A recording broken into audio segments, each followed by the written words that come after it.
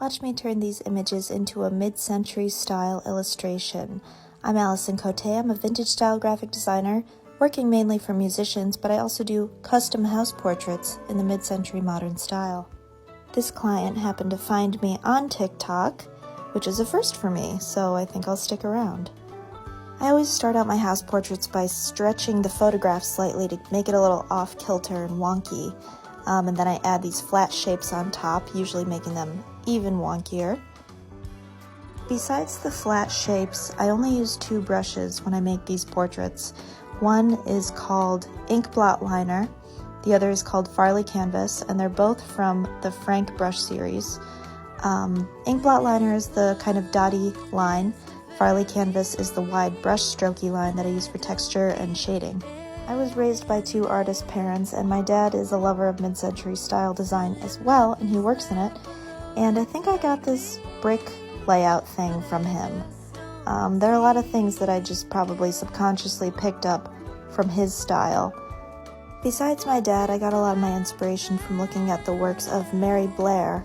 If you're not familiar with her, she is a concept artist for Disney from the 1940s and 50s. She did these beautiful gouache paintings for the Disney films.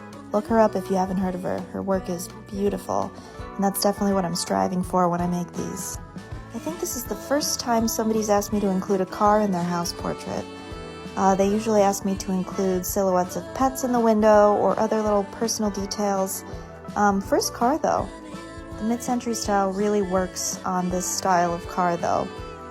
It's super raised up and almost cartoony looking, which ends up looking really awesome, as you can see. I used to get really intimidated when it came to drawing the garden, just because I didn't really know much about gardens and plants, and I just felt like I was faking my way through it, but this summer I'm getting really into gardening, so I had a lot of fun actually drawing the plants.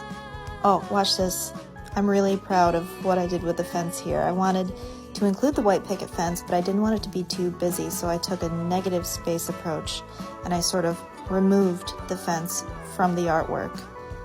Drawing this part of the garden was really tricky because I was sent two different angles of the house, and from one angle I could see what was going on back there, but from this angle I'm drawing from, everything is obscured by this big bush, so I had to keep going back and forth between the two photos to sort of place everything and figure out where everything should go.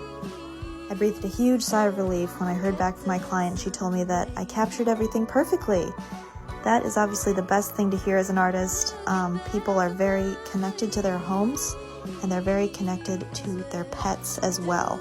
And I'm always a little nervous when I'm drawing the pets because I love a goofy looking dog, but I don't know if people are going to be offended if I make their dog look too goofy. I think it's adorable, and luckily so did my client. She loved her pups.